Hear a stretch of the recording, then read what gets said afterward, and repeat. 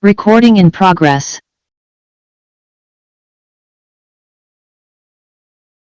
Room. So Yeah. it's pretty spacious over here. Yeah, we're having Mike, clean up the office, vacuum and stuff. Yeah, that's what he's doing. When he's here, it's just, Over.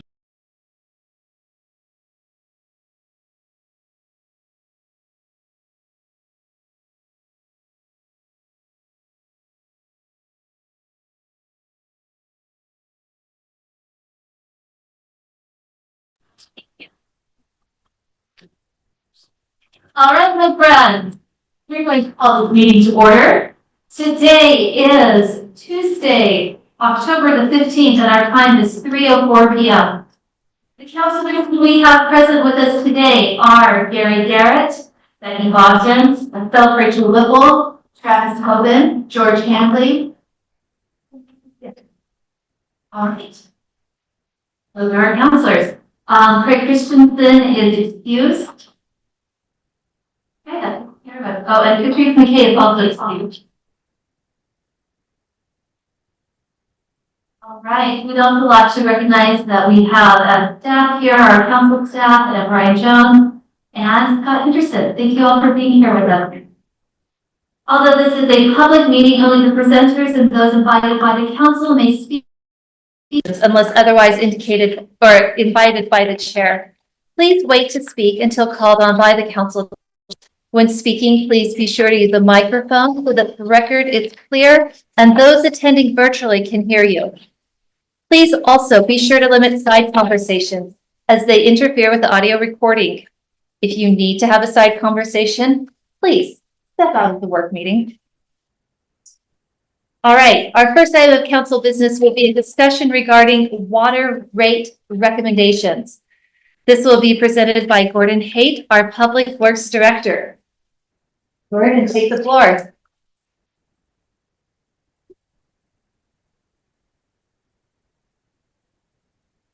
I appreciate being able to come to the City Council again. We have been on talking about the water rates for several months. We've come, I think, 3 times or so. And there's been a lot of discussion about the infrastructure, about the concern of the public, the different challenges. And so a lot of this has been on my mind as we've thought about this. And so we're going to give a little bit different presentation in describing what we're doing. And I'm going to start by having Jimmy give a short presentation that was in your packet. And we brought Keith here, so if you have any specific questions on the presentation that he gave, we can pull that up, or he can answer specific questions about that. So we've had an extraordinary year in the water department. I'm going to explain a little bit more about that in a minute. But first, I'm going to have Jimmy give his little presentation. So like Gordon said, I wanted to give a brief summary of what's happened since we last presented. We presented 3 times, in April, May, and August. And at the time we had our consultant Keith gave a recommendation based on his engineering calculations of a 15% rate increase. Since that time, we've had the water master plan was adopted by the City Council in September. We're also nearing completion on an impact fee facilities plan, which we'll anticipate coming back to the council with in a month or 2, which has implications on the revenue that we receive from the water fund. Based on the calculations and what can be attributed to growth and legally charged for the impact fee, if the City Council decides to approve the maximum allowable impact fee, that will make it possible for the utility rate revenue to not need as high of an increase based on the engineering calculations. So that's what I have in the last bullet is a 12% increase would be the recommendation instead of 15 if the maximum impact fee is approved by the City Council. So I just wanted to give a few more points about the water rates. Historically, we've done In the last 10 years, we raised the utility rate for water by 109%. And we don't take those lightly, and we know that this request to increase them going forward, is significant, and we don't want to come up as a flippant, and we need $1 billion for water today. You know, we look closely at this, we examine everything, and so one of the things we wanted to do was talk about what we've done in the last 10 years with the 109% rate increase. We raised $193 million in that time period. And I've broken out the three largest components of that, the uses of that money.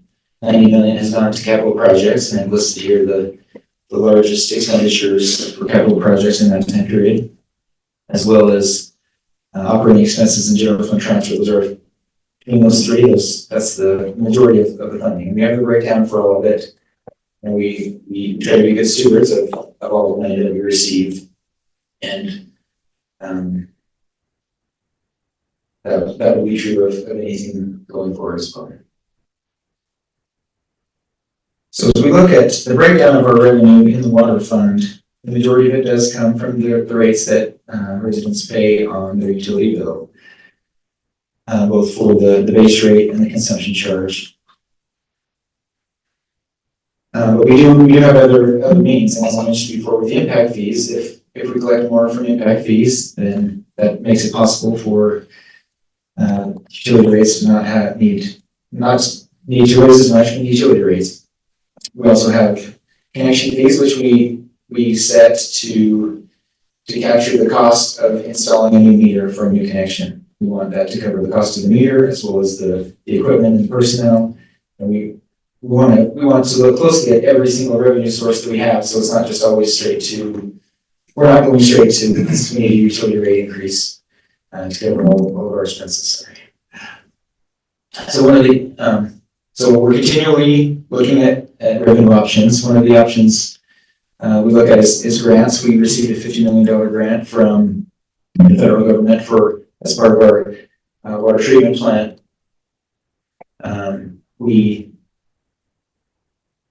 Our goal is to have a sustainable water source for the city through build out, and so one of the alternatives that we would like to continue, which it's not easy, but we want to pursue leasing water to outside agencies.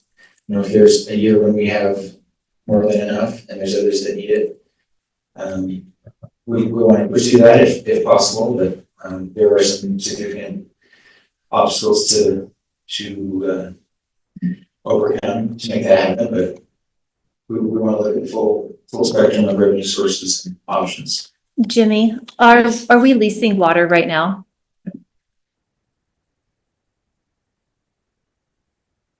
Is that correct? Yeah. Okay.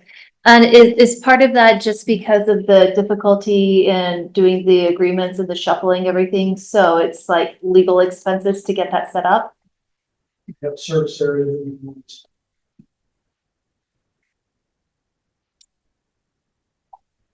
Gary Calder Water. Thank you.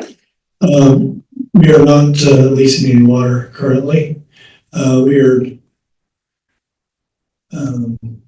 that's the best ways.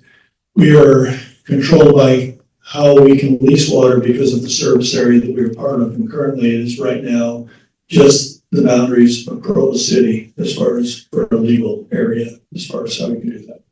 Okay. Every once in a while, we have been able to, in the past, lease water, and we have to go through a procedure with the state as far as making sure that is, that we can do that. Okay, so we have done it in the past. Okay, just for you, we do lease water to Sundance. It's like 500 acre feet. It's not a small number, but we go through the correct procedure. So for the most part, we do not lease water, but we have done it in the past. Do the new laws about water banking and the other leases that the legislature passed in the last couple of years, would that be helpful to us, or does that just help farmers? That mostly just helps farmers. Yeah. Okay, so for us to lease, do we have to do like a change in use or all of those applications? We'd have to go through that process. Okay, and just kind of illustrate that point with our ASR, changing that water, we had to go through the process with the state engineer, Division of Water Quality, water rights. I mean, we had to go through that whole process. Okay, and that process can take months or years. That is correct. Okay, so this would not be a quick new source of revenue for us if we were to follow it. That is correct. Okay. So if you remember in the master plan, we did show that in the master plan that the water rights that we currently have, we need to utilize that. And if you remember, we showed that we needed to drill some more wells and utilize our new drinking water plant. So we're trying to utilize and maximize those water rights that we have. Okay. Okay. That's good. Thank you. Okay, I'll stand right here. Oh, yeah, I may ask more. Just one more quick question. Are we looking at redoing the connection fees as well as the impact fees with that comprehensive fee survey? We do that annually as part of the budget process. We review all of those fees, which Okay. we will do again with the coming budget, but we did it in the last year. Excellent, thank you. I have a question. All right, George Hanley. So, and maybe you'll get to this, are you gonna talk about the impact fees, the proposal later? Not today, I was not going to. So my question about that would be, those fees in essence, do they end up back at the pocketbook of the house buyer?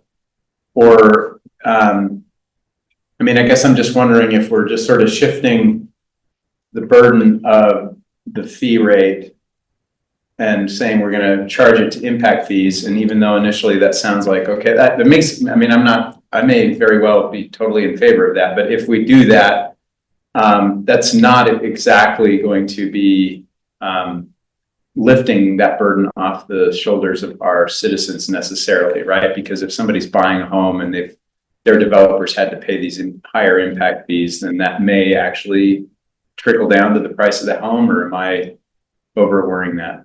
When we look at impact fees, we can only charge a certain amount.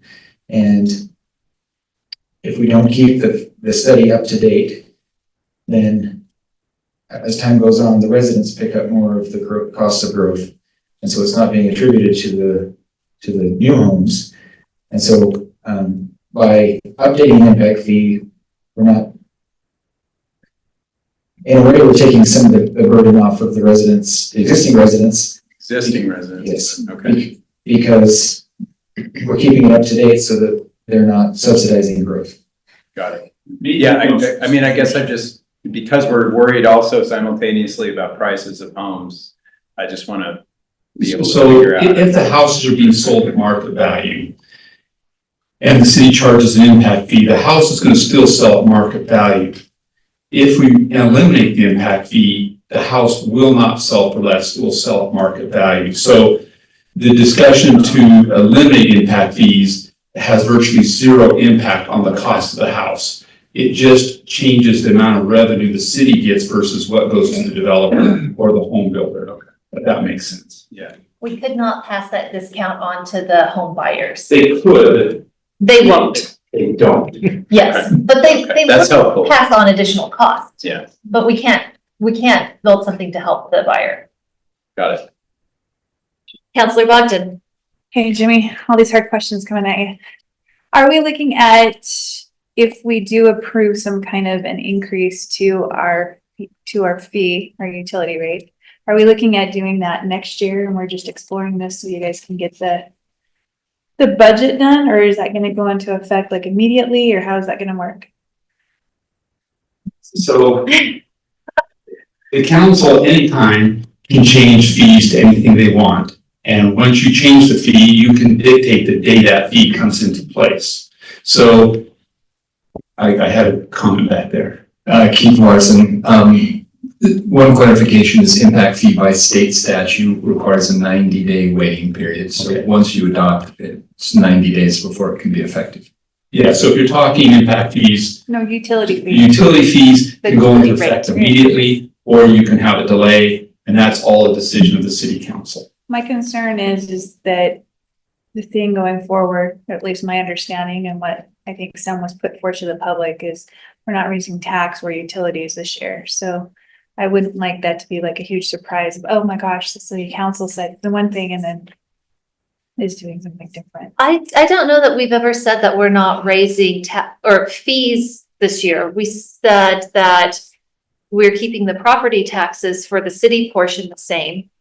And part of that reason, as Chair McKay stated, was because we were looking at all of the fees to see if those were in line with the actual cost, to see what we were subsidizing, so that the users of those services would be paying instead of the rest of the city subsidizing that through higher property taxes. Okay, I remember something going out. I don't know if that was in the utility bill. I think it was more from the city side, than the city council side. Okay. Of yay, we didn't raise this, and this year. So I just want to make sure that we look at that before we. And that we give a good heads up when we are raising it so that people can plan their budgets accordingly. Because a sudden change is painful. Yes, it is. Okay. Yes, the last 5 years or so, I believe we have made the impact for the water rate it went into effect on September 1st instead of July 1st with the budget for that reason. So it gave a few months outside of the high usage window of summer months of water use. So it would have a little bit less of an impact. So that is something that we've definitely taken into account the last few times we've done rate increases. So I've talked about the revenues, now just briefly on the expenditures. This chart shows a breakdown of how that revenue is spent, how it was spent last year. And I wanted to talk about a few developments that have occurred in the last few months as we've gone through this process and since we last presented that where we've been able to leverage either funding or construction to be able to get some of the projects, construction projects that we plan to do done for less. And so one example is the new Provo Temple reconstruction. By moving that, they wanted to have, it's required some relocation of utilities, and in conjunction with that project, the church has paid for the reconstruction of one of our biggest water lines in the city through that section of town. So that's, in our previous presentations, we've shown a map of the water lines that are over 50 years old. And this is an example of getting some of that taken care of without the city having to pay for it. What's the value of that, Jimmy? The work that they did, what did that save the city? Does anybody know? I thought it was $4 million. That was your number. Just about $4 to $5 million improvements. Another example is the Third South project, which has been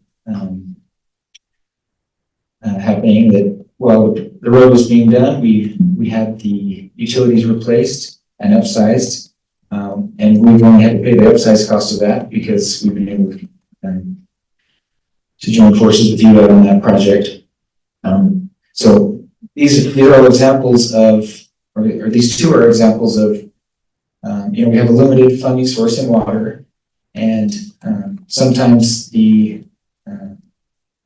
whatever's happening out in the city helps determine our priority. These are opportunities that we can't pass up, especially when it's being completely paid for by somebody else. But even when we can piggyback on a project that's being done, we can get something done that needs to be done without the full cost being paid by the residents, at least through the city's revenue sources.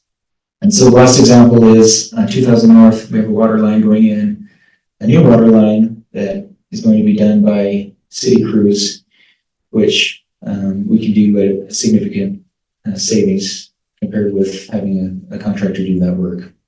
So these are just some examples of ways that, when we look at an overall water master plan and all the work that needs to be done, sometimes we have fortuitous circumstances that allow us to get the work done cheaper or in conjunction with another project, which we think needs to be taken into account when we discuss how much revenue needs to be raised, because sometimes we have these massive benefits to the system that decrease our expenditures.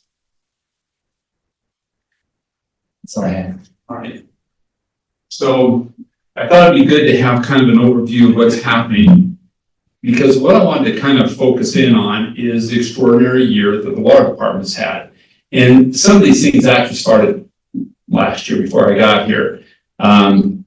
When Gary was first negotiating with UDOT, I felt really bad for UDOT. I told Gary that. I said, man, Gary, you're being really mean to UDOT. And he said, no, I'm not. Anyway, he went ahead and was really mean to him. And he was able to get an extraordinarily good deal I haven't seen other cities get. And I kind of want to talk about that 15 or 12% increase. What that would represent to the water department is about a $2 million increase each year. And again, Gary and Brian met with the church for, well, the developers there for every week for 3 months, as far as I could tell, and wrote a document that was as big as War and Peace, and finally got this agreement put together. I keep getting these emails from Brian, why don't you read this? And I was like, really?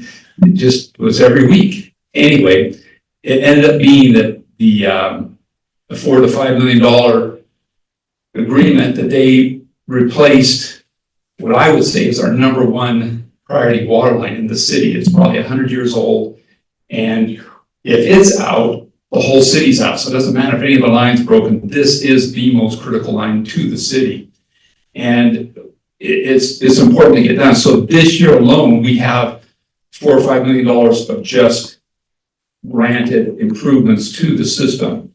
On top of that, Gary's crews are also putting in water lines in kind of this one Provo aspect where we need to get 2000 North paved. And again, we're just buying pipe. Gary is buying pipe and using his crews to help get that put in, as well as they're looking at doing pipes at the airport and other locations. So this, and they're also combining with other utility projects as we go under the railroad tracks over by 11th West. You can see stormwater, sewer, everybody's going underneath the tracks together so that everybody's leveraging their funds, so everybody gets a cheaper rate. So 2024 was an extraordinary year for the water department. I think it's been very innovative, and it did just happen this year. We've done that every year. It's been kind of a habit of theirs. But the reason I bring this up is I think this year we have accomplished $2 million worth of improvements, both to new pipe, getting rid of red pipe, innovation in terms of one Provo putting in brand new infrastructure with the UDOT and so forth. And on top of that, we have another pipe going underneath the railroad tracks at University Bridge that UDOT's helping to subsidize, and we're paying a nominal cost compared to what it would cost to do the whole thing. So having weighed the issues of improving our system, adding to our system, the concern we've had for the residents, my recommendation is to postpone the rate increase. Let's see what next year brings, and we'll be coming back and talking to you. I believe that Keith's plan, after having reviewed it, I understand the engineering principles behind it. It's great if you have serendipitous year every year, but engineers don't go with that. They say, what do you need to do to be sustainable every year, a constant revenue source? And so I'm not dissing the plan. I think it's still legitimate, and I think it's still right. But I also think that there's been some extenuating circumstances that allows the city to weigh in the need for the system, what we should be doing to keep the system going, as well as thinking about what's happening with the residents, and give us ability to look at some other options. And one of the things that came up is trying to sell some of, or have additional water leases. We're going to have to be talking to our lobbyists to look at some help from the state to make this an easier process, but there may be some other revenue that could come in that could further offset what we may be asking. So there's a lot of opportunities here that I think we want to explore and go after and come back. We may be successful in being able to find this opportunity, and but we want you to know that we've looked under all the rocks, so that there's not a rock that hasn't been picked up. So those are my recommendations. I brought Keith here and Gary if you have any specific questions for them. Some of the others are just eye candy, so they're not that important. You can ask anybody questions you want. But anyway, that's the presentation. Yes, Counselor Garrett. So looking at the slide that Jimmy presented with the over the past 10 years that nearly $200 million in revenue was generated, of which 90 million was used for capital projects. When and if a rate increase goes into effect, is it anticipated that over the next 10 years, a similar amount could be allocated for capital projects? Near a $90 million.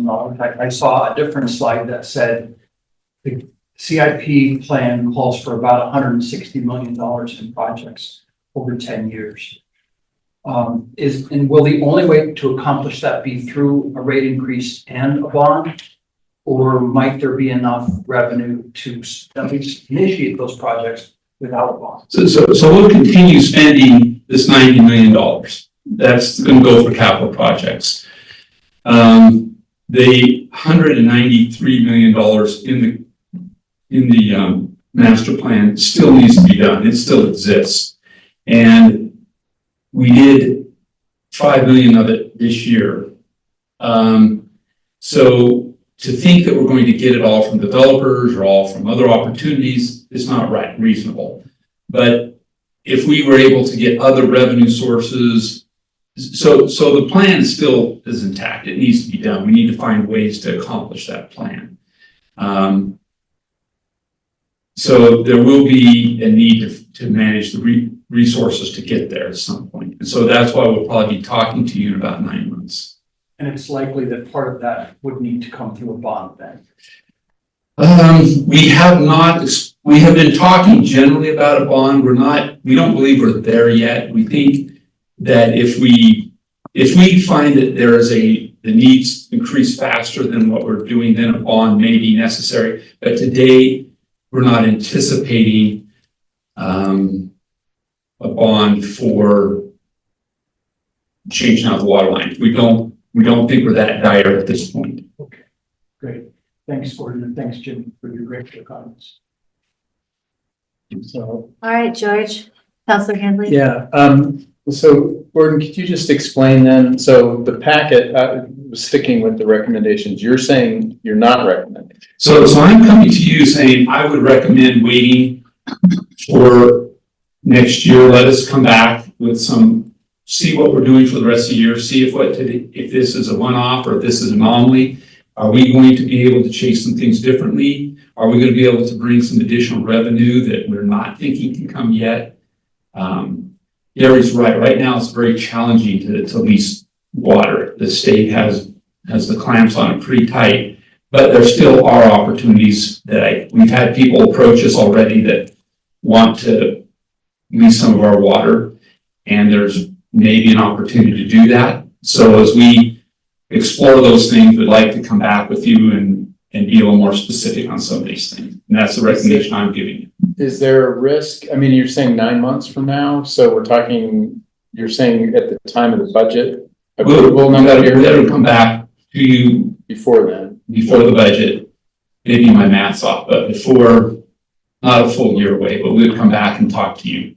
So I guess what I'm worried about is that in the calculations that have been consistently presented to us, the 15% increase right away was pretty crucial to our financial viability by 2033. And if we delayed or lowered the percentage in the first year, we were going to be having to spread that out over those years and actually end up paying more. So that would be my question is, are we putting that at risk if we wait Because if we wait until the budget Right. season and then we say it's not really going into effect until September, it's pretty We've much a lost year. 2 years and, Yeah, so we've lost a year at that point. Yeah. I don't know, so what? no, I agree with you on that point. I think the issue I would see is we waited 3 months going through this process. And as a result of looking at the impact fees, we've already decided that we can go, if, again, the fee's adopted, that at 12%. And so I'm thinking, let us take another stab at things that may not be viable, but they could be viable. Let's analyze this a little bit fuller and come back saying we've scoured and this is what we need to do, or are we, like I said, they're doing a lot of creative stuff over there in the water department that I think is really meaningful and can impact what we're thinking about. So I'm thinking that might be a good thing to, and then again, this year we did get the $5 million, so it's almost as though we had that increase implemented this year in a sense. I got it. Okay, well, maybe that answers my question. I'm just worried about that gap and if there's a. It does make a difference. If we voted on an increase that was much lower, but at least gave us some funding for the year that wouldn't, Jimmy understands this much better than I do. So I just know that I understood it very clearly. Yeah, I understood it clearly that first year was very vital, and that's just what's worrying me is that if we did come up with lots of other ways to make the increase lower, but we waited 12 months to figure out what those were, then the rates actually still would need to go back up higher than we were even thinking we were saving at that point if we waited a full year. That's my anxiety. But you're saying the $5 million that we got this year more or less takes care of that? Yeah, so we took out $5 million worth of bad pipe and put in new pipe just in the one project. And if we'd have gotten $2 million this year because of the rate, $2 million next year, and that doesn't include all the other things that happen with UDOT, with developers, with other things that have taken place. So I believe that offsets the concern you're bringing up, but you're right, that compounding, when Jimmy was showing you the previous, where we had 109%, well, I'm going too far. This increase happened because at the beginning we had a bigger increase and they were less, and that helped compound it and help make sure we had this revenue put in these. Don't touch it. Don't touch it. You need to. Oh, they're there for good. Okay. Whoever's presenting after me gets, thank you. Yes, Councillor Bogdan. Okay, I think I have a couple of questions for you. So that 12%, is that the tiered rate that we have now, or is that the tiered rate that we were talking about before? So in this presentation, we haven't shown anything with tiers. So that's just a solid rate increase. One of the things we did talk to the council, and there have been some requests to look at doing some tiering. That we can do, leaving the rates alone, or if you want to increase it, we could add the tiering as well. So if tiering is something that the council wants to do, we would come back and we have Keith here, and we would give him a little bit of instructions on how to do the tiering, and we would come back with a tiered rate. Like if we want to do 3 tiers or 4 tiers, if we want to do a conservation tiering or any of those kinds of things, Keith would need to know those kinds of things, and that's independent of what the rate is. And then my second question would be, for the average water user in Provo, what would a 12% increase look like? I'm going to turn over to Keith for a minute. It's 4 cents per day per person. Okay, so 4 cents per day per person. That's in any residential use, so single family That's residential. your average residential use. You pay just about 40 cents per day for all your water use as an average resident. But that's what we pay right now. Yeah, correct. If you have a bigger household, you're gonna be paying less than that, actually. If you have a smaller household, you're paying more than that on a per person basis. But I just know that number because I'm still gonna pitch that water is an extremely affordable, asset that we have. So it's slightly more than 4%, because 12% of 40 cents is just a little bit, but that's 4 cents a day. $2.40 a month per couple. Okay, so Gary says $2.40 per month per couple if we go 12% increase. Portion today, portion. Looks like Counselor Bogdan is considering that based on her facial expression. I like this. So do you need a motion from about the tier? So here's what we'd like to hear from you today. Two things. One is, if you want a rate increase, tell us what amount, and we have to bring that back to a formal council meeting. Two, do you want to do tiering? If you do, then we'll have some specific questions we need to ask you, and we'll need to bring that back to a work meeting, then to a formal meeting. I'll express my support for the three tiers. I've certainly been persuaded by past presentations about the value of moving in that direction. I think it makes sense. I think it makes sense in terms of asking people who are heavier users to help pay their share of the infrastructure costs. And I like that it also has a water conservation element to it. But as far as the percentage, I'm hearing that we really don't know yet what we're talking about. So I don't know. So I guess the first question is, the council can give us some direction if you are, you've had the presentation, and I'm telling you, it's sound engineering principles that put it together. So I'm not doing any badgering on that. You have the ability to say, we want to do an increase, and you can state that amount. And then we would bring that to you in a formal city council meeting to vote on. In there, you could say when it goes into effect. It could be any timetable.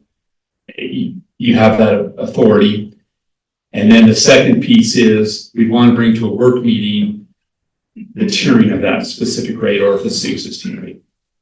I guess I'm sorry if I'm being slow here, but I thought you were saying we're not deciding the rate until next year. That's my recommendation. Okay. But you're saying we have the option to do whatever we want. Thank you.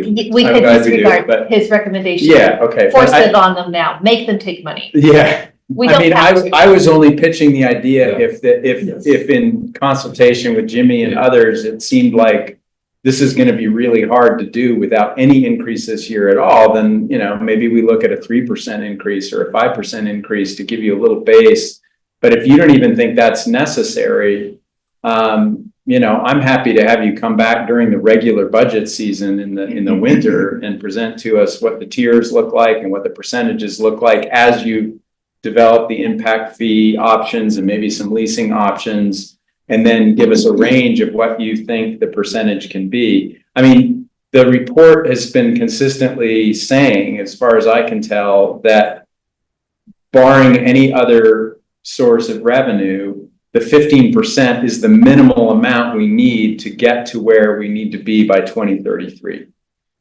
Right? I mean, I still saw that. It was like you were still saying that's the lower That's end. not changing. Yeah, so I mean, that to me is what if there's another way to get us to that point that doesn't involve the 15%, that involves these other revenue sources, and we have time to deliberate about that and look into it, I'm content waiting until the budget season to get that information from you. I just was saying at this point, I'm still speaking for myself, obviously, very interested in the three tiers, and whatever percentage at that point in the budget season is recommended by you, along with the other revenue sources that might become available to get us to that point. I just don't want to endanger that budget need. The tiering can take place now if you wanted to, because it doesn't change the revenue. It won't change the budget at all. It'll just change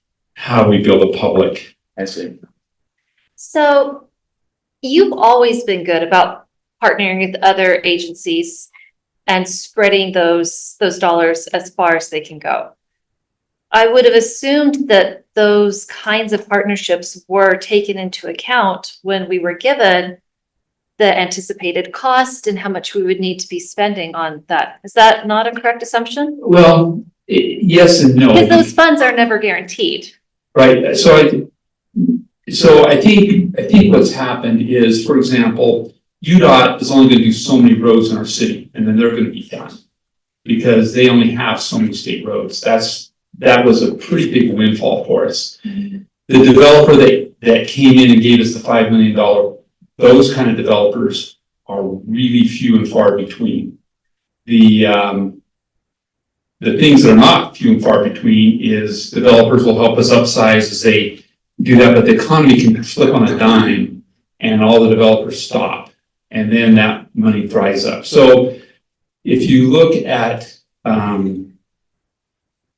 the proposal, you really, those kinds of measures are not consistent, and they are a little bit throw the dice, so they're not something that you can count on every year and put into an engineering calculation that, because you can have a downturn of the economy and for 5 years their development just stops. And so to put that kind of a calculation would be a little bit guesswork at best. It's not a reasonable assumption that you're going to get somebody else to pay for your infrastructure. This year was, and we have had that in the past, but the economy is good, things are going well, but I believe the economy will change it in time. Yeah, yeah, and on UDOT, certainly we had them do the west side of, or I'm sorry, the east side of 300 South. Now we're doing the west side of 300 South. They did 500 West. They've done some of South State Street, but there aren't too many more gaps left. There's a few more gaps, but they're going to be fewer and further between. Yes. Okay, are we hoping that we would be able to get any money with the Olympics coming that could help with any of these projects? Do we need to upgrade the lines going to the Peaks Arena? Yeah, well, we want to find ways to leverage that as best we can. We have lobbyists that are looking at things, and certainly those things are going to be looked at. We want to leverage our other opportunities we have. So we're meeting with lobbyists, we're talking to a lot of people, but we want to see if there's something that we can do over the next 9 months. I would tell you specifically what those things are. I don't know if they'll work. We have a lot of great schemes, but they're still not there. Well, if it's anything like applying for scientific grants, the failure rate is very high, even with all of your good work and hope. So I'm glad that you're able to be as successful as you are on these things. Yeah. So this year, the water department Gary and his group was outstanding. If they had this every year, we would be changing the master plan, but they have to have people coming in, helping them, and it's hard to quantify that number. Well, I will go ahead and echo George's concern about not raising rates at all. Because my understanding was not only would we need to raise the rates, but we'd need to also increase it over subsequent years, right? It's not just a one-time thing. And anytime that you don't start that step, you're not able to do the next and the next. You fall behind really quickly. I appreciate that this year has had good partnerships so that we don't feel like we have that urgency right now. But I also remember that you told us that inflationary costs were a nightmare for planning your budgets and everything. So much so that you would even consider bonding for some things instead of saving up and then spending it as the money's gotten, because it would cost less to pay interest than it would to pay the anticipated higher cost of materials. So you have given us so much to think about that we are worried that you're telling us just sit on it for several more months. You've done your job well. I appreciate what you're saying. No, I think interest rates are insane and the prices have gone up. But I also know that will change too. I don't know when, maybe a decade, but everything goes up and down. I remember after 2008, I remember after other things, contractors would literally throw themselves at you. It was a bizarre world. I can't read the future. That's why the engineering standard practices in the master plan look at a constant revenue source, just take you through that so that you're not trying to play the market. If you're playing the market, engineers just aren't there. We bought our crypto coin, it just doesn't work, so. All right, thank you. Yes, Councillor Bogdan, and we're gonna move on. Okay, so I do appreciate this conversation. When you guys come back to us, I think for me, it helps more instead of a percent increase, about a dollar amount increase, because my family of 7, for a year, it would be $102.20 increase for a year. So it's like $868 a month, or like $102.20 a year. That shows me how much more it would impact our residents rather than just a 5% increase or a 12% increase. So if you So you want to see the dollar amount? It's like an average dollar amount, like how much would it cost the average residents Okay. to help make that decision? Thanks. We can, when we say we, Keith can help make that slide for us. Well, that 4 cents we can calculate. I mean, Gary calculated that pretty quick. I calculated mine pretty quick, but yeah, just something like that could help. Just like you would do with the tax increase, right? How much on an average home would your taxes go up? Yeah, and they did a lot of that with our earlier discussion on the tiered water rates and how much it would cost all these different families and things like that. Okay, so the question now is, do we have a motion to give our water people clear direction as to what we want to do and in what sort of timeline? I'll make a motion that we instruct our water department to bring back to us their proposals at the budget season next year. And that regarding financing over the next 9 years, and that we ask them to bring proposals that consider a 3-tier model. If they have other tier models they want us to consider, I'm certainly open to it. Do you want all of that brought at the same time, or do you want to consider a tier separately? I'm willing to consider the tier separately now, but I don't know if the rest of the council feels that way. I don't sense that that's terribly urgent. I thought that was mostly for, it seems like it's mostly useful in the summer. It's mostly useful also for revenue when we decide on the rate increase. So I don't know that it makes it that much of a difference right now. Okay, well then I think we'll keep those at the same time instead of bifurcating them because you have no urgency on that. Am I understanding your motion then? Okay, that's the motion. Do we have a second? Second. Okay, Councillor Garrett has seconded that. Do we have discussion on this motion? I'll just say that I like the idea of looking at tiers when we're doing the increase, because that way we could lessen the impact on, the basic residential use. And so that essential water service will be the same price or less, even with the rate increase. So I like that as a way to protect access to this for our people. All right, any other discussion? Hey, we will vote on the motion. Councillor Garrett. Yes. Councillor Bogdan. No. Councillor Whipple is yes. Councillor Hoban. Yes. Councillor Handley. Yes. And then do we have anyone online? Okay, so Councillors McKay and Christensen are excused. That vote passes 4-1. Thank you.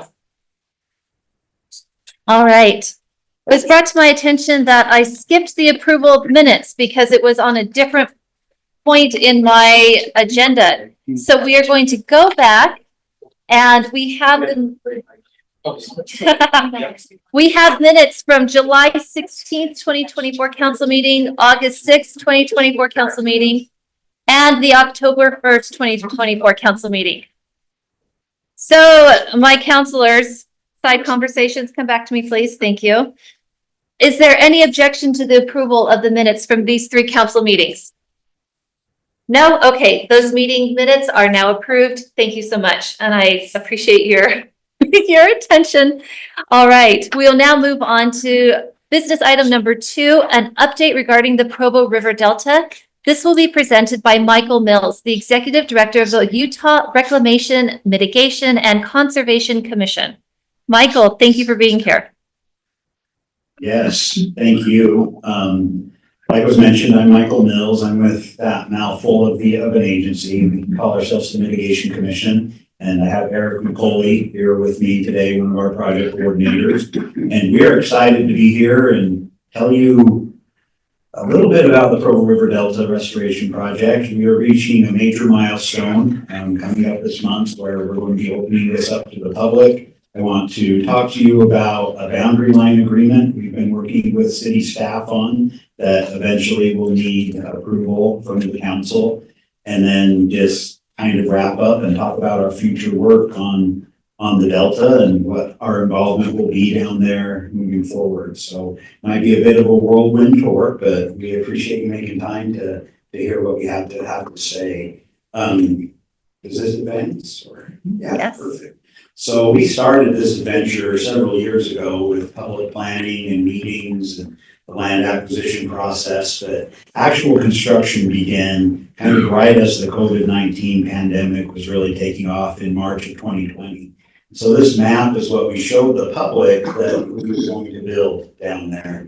And here we are, almost over 4.5 years later, and the project has really stayed on schedule. And you've probably been seeing emails and media releases that we are going to do a ribbon cutting event coming up on October 25th, a week from Friday, where we're planning to have a few dignitaries down there and hoping to generate some media coverage to let the public know that this Delta area is now open for public recreation. And then the following day, on Saturday, we're going to have a public open house with several information booths down there, just welcoming people and answering questions. So showing people what this new resource is going to be. So here are 2 aerial photos that show what we actually ended up building in the Delta area. And we've been very excited, given the good snowfall and healthy snowpack and water years, that it's been full of water. As we were building this, I didn't have a lot of faith that we would see it full of water for quite some time. And really the high water actually became a bit of a challenge as we constructed this. As you're probably all aware, we built this in the name of June sucker recovery to help progress towards recovery of that endangered species, and also to maintain commitments in order to allow continued water development and use of water supply connected to the Central Utah Project. And so that's very important to us and our agencies that are all partners in the June Sucker Recovery Program. But at the same time, this has been a wonderful opportunity for us to provide some resources back to the community. And we've been able to engage both with the city, the county, and also with the state of Utah to create what we think is going to be an awesome recreational area for the entire community of Utah Valley. We've built new trails, boat launches. There's a viewing tower that the finishing touches are going in on. 8 years ago, we had artist depictions of what these things might look like. And, we actually have paved trails down there now that, the public is already using, despite our efforts to kind of keep public use at a minimum. It has become already a destination for people to get down there. The wildlife viewing tower you can see on the top there, Eric has updated pictures from today. This is kind of the last finishing touch that has to be put on this. It now has stairs going up to it. The roof is taking shape. So kind of these last amenities are falling into place here at the last minute, right before we have our public event coming up next weekend. Even though the Delta itself is wrapping up, we still have quite a bit of work that needs to take place down on the original channel. So we made a commitment when we started the project that we would continue to support the old river channel as a recreational amenity. And so that has meant adding water to this section, providing some measures to benefit water quality. And then also we have a number of recreational improvements that still have to be installed down here on the original channel. We've had very good luck being able to deliver the necessary water to the stream down there, although the last 2 years with the good water years, this hasn't been that much of a challenge because there's been plenty of water to go around. We've also been running 2 aeration systems that have helped in maintaining water quality down through this section.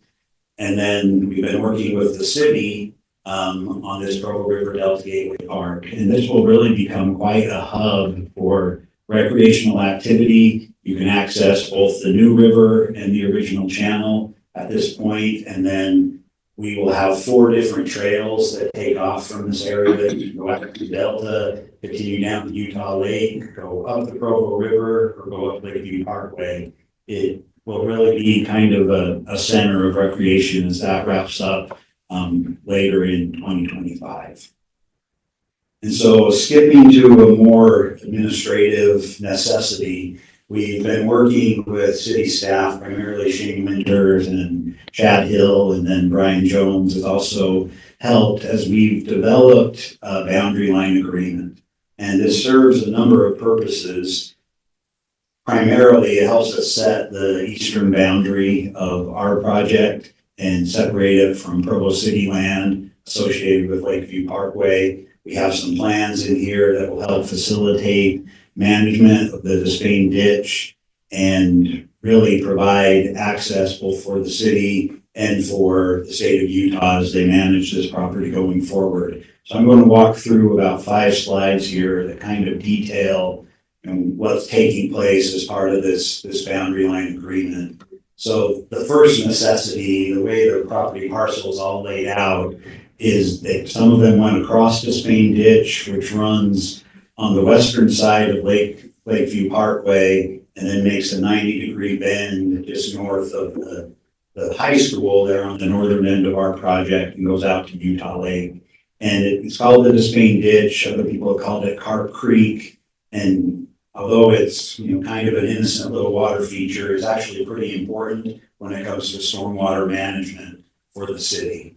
And so the first thing we wanted to do was set a boundary that didn't cross back and forth over Despain Ditch. And so Despain Ditch actually would become the property boundary dividing city property from United States property. And so that would mean a bit of a land swap here where the city would get half an acre of formerly federal property. That's in the blue, kind of the darker blue there through the center next to Lakeview Parkway. And then 0.6 acres would go to the United States, that bright magenta color, kind of on the north end.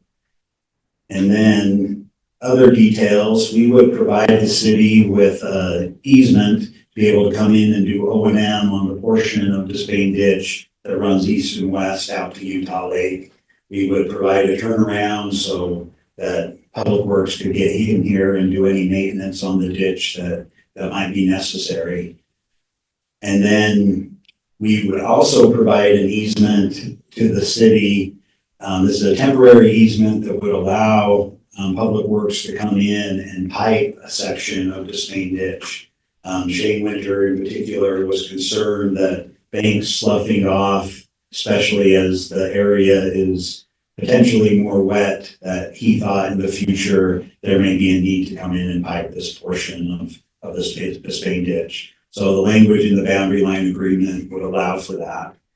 And then finally, we would ask for 3 access easements across city property to help us access the eastern edge of the Delta just to get in for kind of O&M purposes.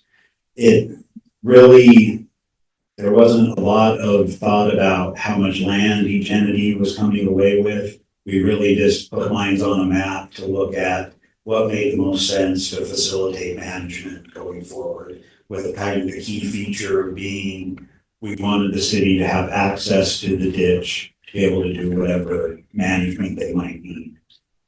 So that's kind of how the boundary line agreement came to be. And Brian Jones has told us that the council would likely need to take action on this because it would be seen as a land disposal. So he wanted me to include this in in our presentation today. Those are the details surrounding that land transfer. And then just to kind of wrap up quickly, because I know you all have a full agenda. We have tried to do above and beyond in terms of outreach associated with this project, hosting field trips down there, dating all the way back to 2020 when construction started. But we've enjoyed some great volunteer groups that have been down there, established a relationship with the high school where they have many classes coming out to do projects out on the Delta. Kind of as a giveaway, we're going to have the marching band perform at our media event next Friday. I'm excited about that. We have a recreation stakeholder group that's helped us a lot on the original channel, kind of shaping plans there. And then this has really become a project that we've been doing in partnership with the city. There's so many agreements dating back to design and construction of Lakeview Parkway, because we added another channel that had to be crossed, providing fill for the sports park out there,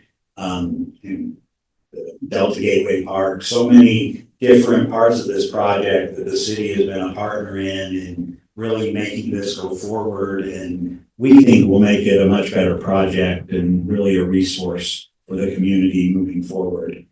And with that, just kind of wrap up that I hope everyone can come down. If you can't come on Friday, please try to come on Saturday to see what the Delta is and have a part in this. So really exciting time. Hopefully I've left some time for some questions. If anybody has some, we would be happy to answer them. Counselor Hoban. Well, great work, by the way. It's awesome. I'm excited for all the improvements and going to be a fun area to recreate. I know that there were some issues with stagnant water near the class ropes course and the nature school. I saw the little bubblers. Yeah. Frankly, it doesn't look like they're doing much, but maybe I just don't understand. What's the plan long-term with that? Because I don't know, it seems like that is an issue. It's important to note that we're not done on that section of the project. And what's been potentially most challenging is part of the design is to build a small dam down at Utah Lake State Park. And in order to prepare that site, we had to put in 2 cofferdams. They're actually at higher elevation than what the final dam would be. And what that ended up doing was really blocking a lot of the water flow, especially as Utah Lake came up and really reached an elevation that is really close to the top of our dam. So we've been relying on a pump to move water from the original channel out into Utah Lake. It's the level of the lake doesn't allow gravity for the water to flow. And so there hasn't been as much exchange of water between the original channel and Utah Lake as we would hope. The other issue we've had is a number of trees fell across the channel. I don't know that this is the new problem, but because we maybe are the last people to be in the area, we took a lot of the blame for that. Eric was actually out on Saturday, and maybe touch on what you guys were able to do with the volunteer group on Saturday. So we have gained some interest from some community partners on doing maintenance on that original channel. We were able to help complete some passageways through some of the trees that fell down. Technically the landowner is responsible for, dealing with trees that fall down on their land, and we are not the landowner. But we have engaged the community, and there are community partners that want to come down there and help continue to maintain that because, things fall in the original channel. So we've cleared out some of the floating debris and logs and things like that appear to be stagnant. It's not actually stagnant. There's duckweed, which is a small floating plant that grows on there. You may have seen it all over the region, anywhere there's water that's not moving. And it actually shades the area from having algal blooms, and it's on the surface. But we were able to take out logs that were floating and, created some kind of areas around the ropes course and things like that. We got a significant amount of material out of there, and our community partners are going to continue to do that. And we do want to work with you all and work with Utah County and the surrounding landowners to figure out what's going to happen in the future as far as maintenance of that channel, because it's not our property, but we're happy to help, gather people together and work together to improve the materials that are down there that are floating. You mentioned a dam constructed. Is that temporary or permanent then? There's a permanent dam. Okay. We call it the small dam. It's at State Park. As Mike mentioned, it's coffered out because we had to overload it so it would crush the underlying material and not crack concrete later. And so the small dam is basically going to be an outfall for this, and it's right at Utah Lake State Park. It's going to be permanent, and that was part of the planning. The small dam maintains the water at an elevation that is still available for recreational use, instead of just making it so basically it's subject to all Utah Lake. So it'll be, when Utah Lake comes up, the water comes back into there, and it will inundate, the middle of the small dam, so it'll be even with Utah Lake. When Utah Lake goes down below, about 2 feet down below the compromise level, it will actually cascade out, and there'll be a portage around it, and there'll be some ability to, change the water levels. But when Utah Lake is up, you really can't do much about the water elevation. But then when it goes down, it will maintain that really exceptional resource. I guess I'm just trying to understand if there will be more flow in the future potentially or not. Those stagnant areas will remain stagnant. So if you go down there, they're actually not stagnant areas. There are areas with low flow that there is floating material on the surface. The aerators basically agitate all of the water in the entire area, but anywhere that branches are sticking down into the water, there's not, going to be flow at that location. And so there will be 10 CFS that continues through time through there, and we'll have more ability to control the water levels. All right. So I'm not technical enough, but I guess it is flowing. It just doesn't look like it. Or yeah, there's water flowing through there. It has a residence time of a couple days, and it flows out. Currently it flows out through a pump. It will in the future flow out through the small dam and more naturally on its own. Yeah.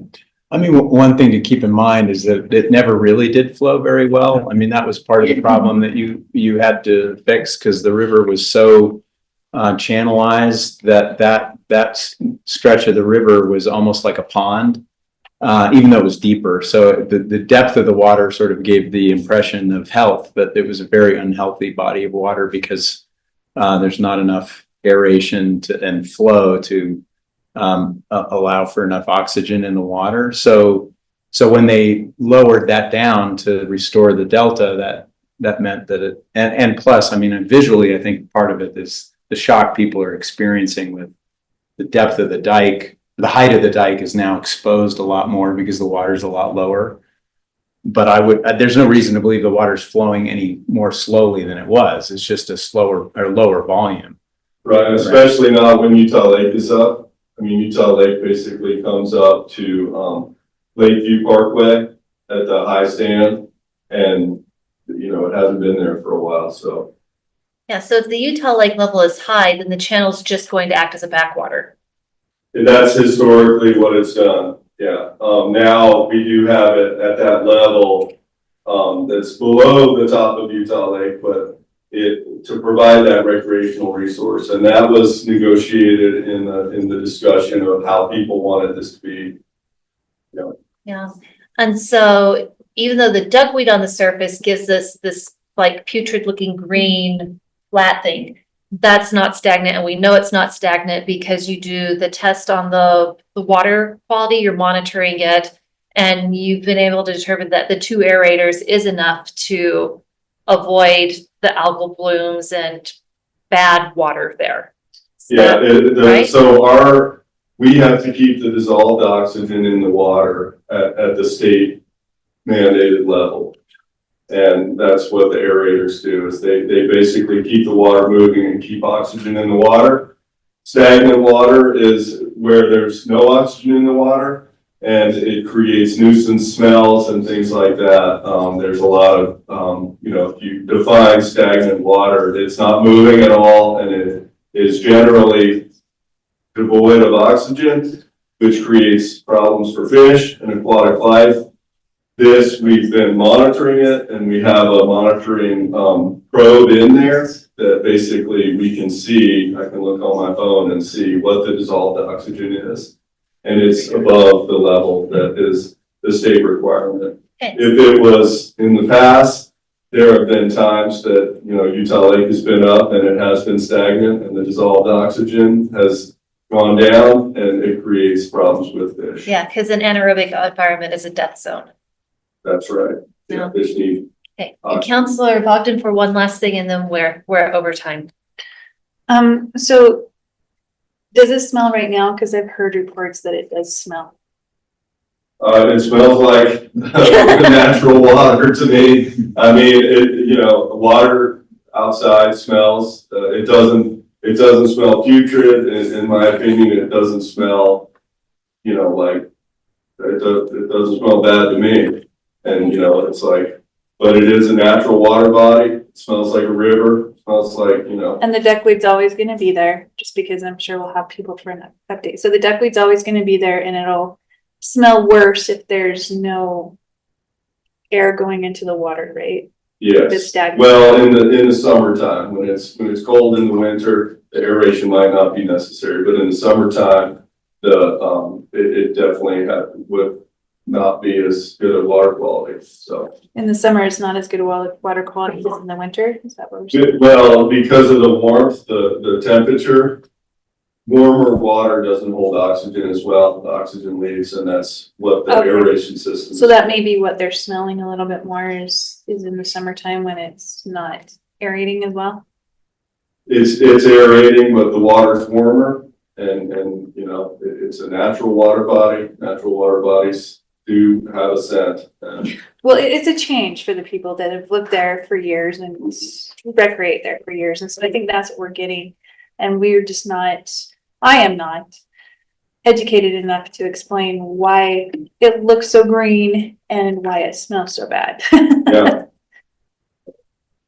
All right, thank you. It's hard for people to understand that it's green, but it's not a harmful algal. It's a little bitty plant.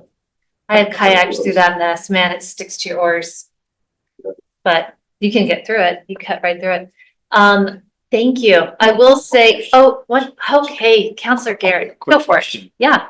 Relative to the neighbors there, any need for mosquito abatement, or is that managed well as part of the project? We have an agreement with Utah County. Okay, We fund to take increased care of that. monitoring. And then they noticed a bit of a hatch right around the 4th of July. Okay. We were able to work with them to respond Great. within 3 days. Thank you. Oh, good. Much appreciated. That is great. Yeah, I will say that if one of your city councilors had ridden her bike down there on Sunday, even though it was closed, she would have seen people working on the bird thing, even on a Sunday, to get it finished up, and that the trail is great and it's just beautiful. And given how many people are on the trail outside of that park, as soon as that opens up, I'm sure it's going to be inundated with people who are really excited to use that facility. So thank you. And one thing, sorry, I gotta say, I was there with a class a week or two ago, and my understanding, several students are working on the bird monitoring. And Paula Trader confirmed this, because I was just stunned at how many birds were in the area. And I guess the sense is that the bird population has been more attracted to the Delta area and have moved a little bit away from the airport, which I think is positive, obviously. So anyway.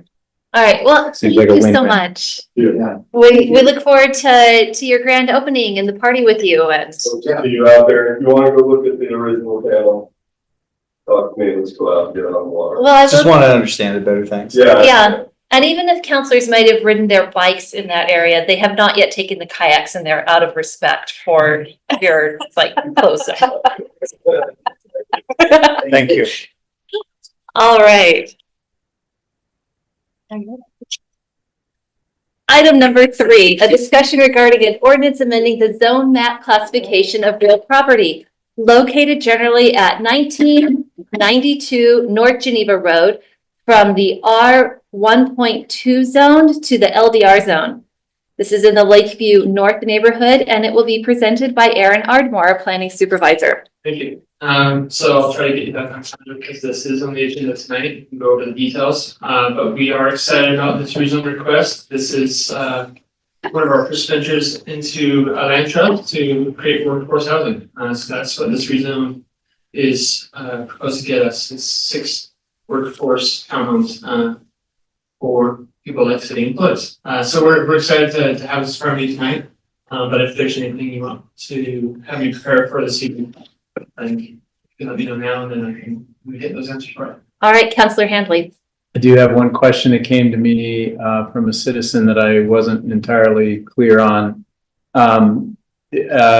When it comes to potential occupants, is this based on priority? Is it only for certain occupations, or is it income level? I can't remember what we talked about. Ask Sarah that tonight. Okay. I think priority 1 is based on occupations. All of it's going to be income restricted, no matter who the applicant is. But there's going to be a tiered priority level for city employees, I believe. And then if those aren't filled, then open it up a little bit more. But Sarah McLeese will be here tonight to answer that. I'll ask it tonight. Okay. Have we already had interest from city employees for this property? There's definitely. So we're probably gonna have to do a lottery or something. Yeah, I'm not sure how they're going to handle that. It's going to be a line. Yeah. Okay. We just need you guys to find more land for us that we can do this with. We're working. Okay, thank you. Thank you. Are there other questions on this item? Aaron, you are amazing. Thank you. All right. If there's no objection, we will now adjourn the Provo Municipal Council and convene as the Redevelopment Agency Governing Board by unanimous consent. Moving on to our RDA business. We have item number 4, a discussion regarding a resolution of the Redevelopment Agency of Provo City designating a survey area for the proposed city center community reinvestment project area. This is presented by Keith Morey. Keith, thank you for being here. Good afternoon. So this is all just discussion. We're not making any decisions. If you remember right from our discussion about this a couple of weeks ago, you asked to go kind of take a stab at a couple of different map possibilities, potential boundaries. So we've done that, and those are in your packets, so you can take a look at those.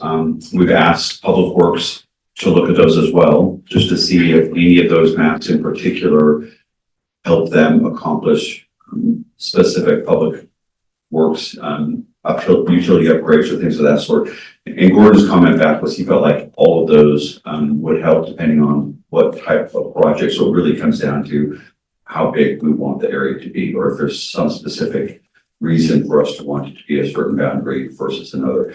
The administration has reviewed it as well and felt like any of those maps could be supported too. So it really comes down to an ongoing discussion between us as the RDA board, if we feel like there's value to one particular property boundary versus another. And I mean, I don't know that I have a specific project in mind except for the city hall block, which we're trying to solve for. But having said that, there's been this long ongoing conversation that Gordon has had about improvements that he knows he wants to make over time along Center Street, which I think is meaningful. And I think if nothing else, we ought to at least consider a boundary that would include Center Street, because I think that would allow us over time to think about or contemplate whether or not we could use the RDA as a tool to help us with those project areas. And the public should know we don't have any specific project in mind. We don't have anything. The public works said a lot of things they'd like to do. We don't have a particular project. We're coming to you right now saying, adopt this project area now so that we can do X or we can do Y. Does that make sense? We're just trying to look into the future and say, we know we want to do something on the old city hall block. if we're going to do that, should the project area be possibly bigger than that, some future need. All right, and this is part of the RDA board's request that we start being a little bit more proactive to identify areas that we want to have redone so that we're creating this as an opportunity so that somebody who's looking at potentially working in this area would realize that they may have access to these tools. And I also want you to make sure that you understand there's really no rush either. I mean, if we feel like we want to deliberate about this or contemplate this a little bit more, I don't feel like any mounting pressure to do something sooner rather than that. Right, because in this case, we're being proactive instead of reactive. Yeah, I mean, ultimately, at some point, we're hopeful the next month or two or a couple of months, we may have, the developer that's looking at the old city hall block may come back and say that they want to pursue a plan and move forward. At that point, they may come forward and say that there's a specific problem that they're trying to solve for that using a redevelopment project area might help with. But I don't know that for certain, and so there's no pressing, can you please get this done by tomorrow, because we're going to need to use it by the day after that, if that makes sense. Okay. Do we have the maps that are available? I think it would be helpful to. There are 3 maps.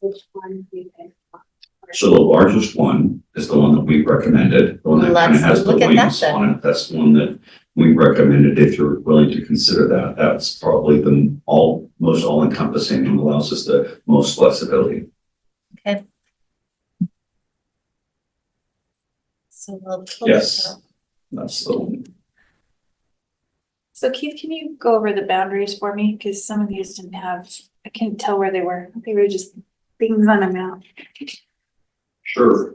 So, this is, City Hall right here, right? This is Yes. the park just directly west of that. Can you hear me okay? Yes. And so because this is the grocery store, at some point there may be some desire to do something. We don't have a project in mind, and that property is actually owned by the Rotary. The Elks. That's what and that's a long-term lease that actually they're not really incentivized to do anything with, because as long as they're getting lease revenue from that piece of property, they can keep that within this area. If they were to sell that, then the revenue from that sale goes back to the national organization. They don't have as much control over that, so they're a little bit incentivized to keep some kind of lease relationship, because it makes sure that the money's continuing to come back to them. So that's just something to be aware of. But again, there is some potential there at some point, so it's not a bad idea to include that. And then we included the whole block on the northern side of Center Street, because there's property along there that, depending on the block or the building you identify, there are issues you may want to try to address, or property that you may want to work with or try to solve problems for. And it allows us to include all of Center Street. To First East. To the north? To First East. Yes, and so we went all the way up to First East on the other side of University Avenue. And then we went south to the blocks just south. We didn't include the park because there's really not a lot of reason to. And then we kind of went farther south of that, because you've got the Harris Music Block and some of the other buildings that are right along University Avenue that potentially might have utility needs or other, future development opportunities that we might want to consider. How far south does that go? All the way down to Fourth. 4th South. So it's between University and First West, all the way down to 400th South. So, Right. so isn't First West supposed to be that transportation corridor, that active transportation corridor? Yes, it is. So this would allow us to be able to include that. If there was some improvement that we wanted to make for that, correct. That could go all the way to the, I can't remember, what is it, From UVX? the station to the south. Well, the UVX, that, isn't there a UVX bus stop there? Yeah, there is. There's the UVX Road stop at University. University and 400. And that's going to get updated a little bit when they do the viaduct project. And they'll be, I think, allowing left turns finally at that intersection. Oh. Like I Yes, said, that's apart from the fact that it's just kind of a broad, circle on a map that would allow us at some point in the future to say, let's zero in on this block and do something meaningful.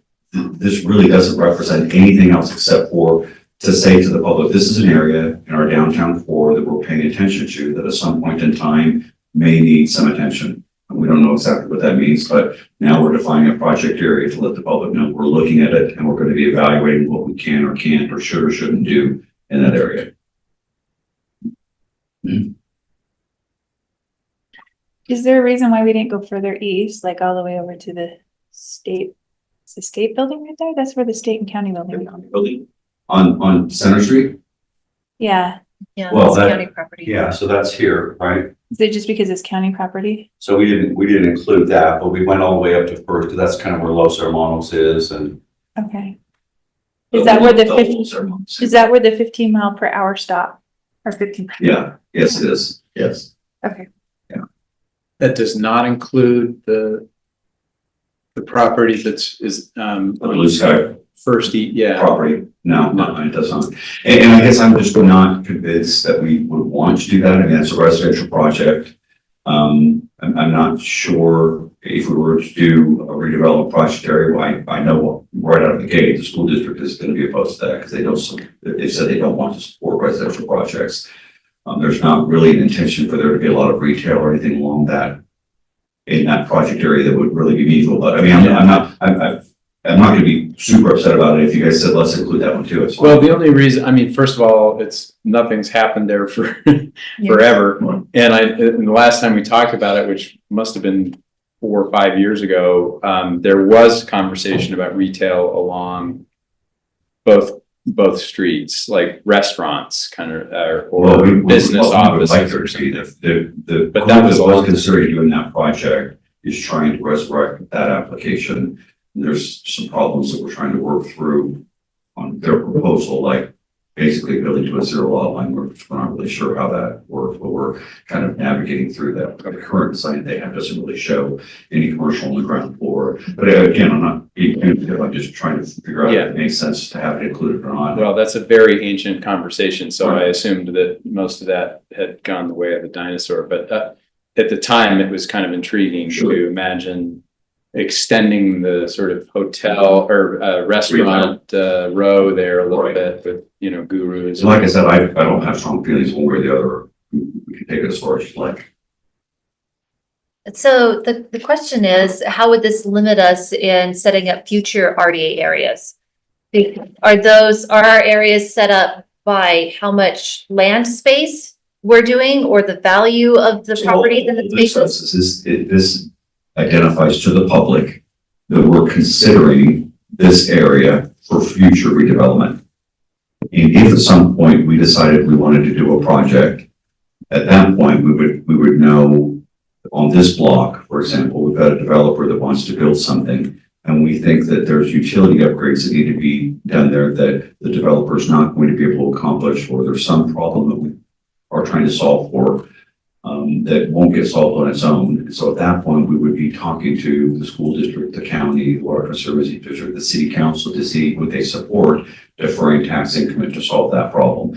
But now that we've got the project area boundary defined, we could say, we want this block, we want these 2 blocks, we just want this quarter of a block, whatever. What I can't do is if this is the line, I can't say, I want a project area here. Mm-hmm. Right? Because now I'd have to do the same thing that we're doing right now on that block. So this would allow us to create little project areas and development with these agreements within this boundary. Yeah, so this is just the first step in creating any redevelopment project area is this step. It's identifying a boundary. And then once you get, like if you all told me today, great, Keith, we love that map, we love that boundary, then we would have our attorney help draft a resolution. We would bring the resolution back to the RDA board to adopt. We would send out notifications to the public. This is what we're anticipating doing, and that would be step 1 that would be done. That just is kind of a warning to the public or an information to the public. This is something we're considering, and nothing else after that has to happen ever. Now, at some point in the future, 6 months from now or a year from now, we may come back and say, now Gordon has told us on Center Street, he wants to replace the water and sewer line and we need the RDA to help us do that. And so then we would craft the interlocal agreements if we needed to with the other jurisdictions to get their support and to defer taxes if that's what we were trying to accomplish along Center Street. And that would be a specific area. We would define the boundaries. And we would come back to you again and say, now we need interlocal agreements with the city council, the school district, the water conservancy district, and the county that allow us to do that. Without that, this doesn't mean anything. It's just a circle on a map, right?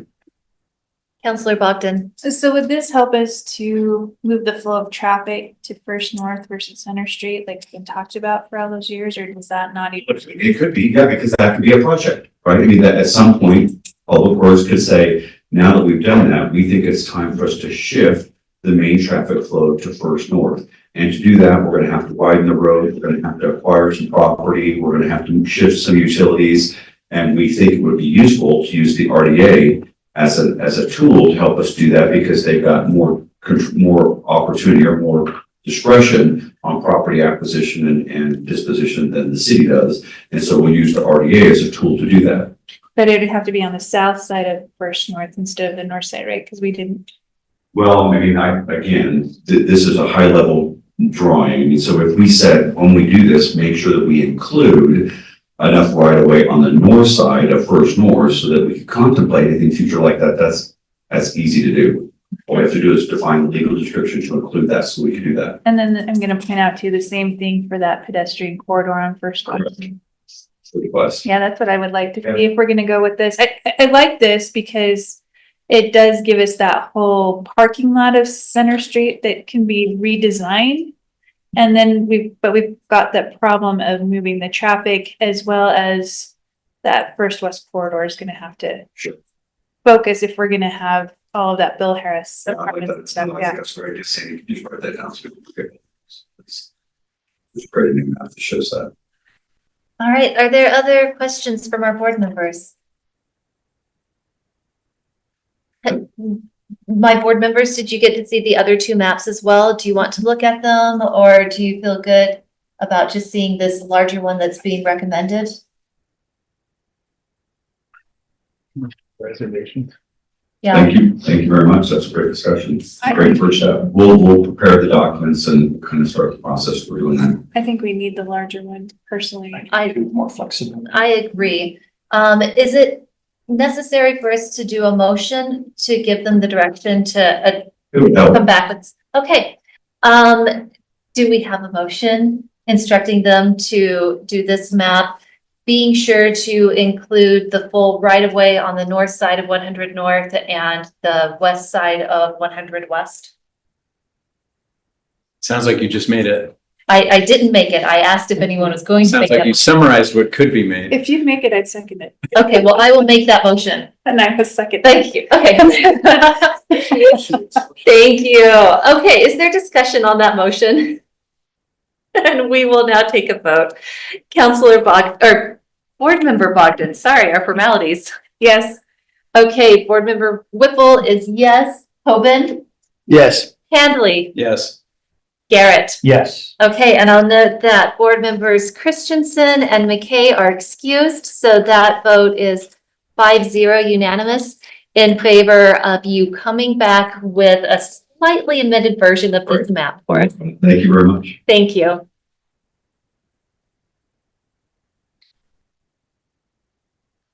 Okay, if there's no objection, we will now adjourn the Redevelopment Agency Governing Board work meeting by unanimous consent. Okay, nobody objected. Closed session. There's not a closed session today. So that means you have enough time to take over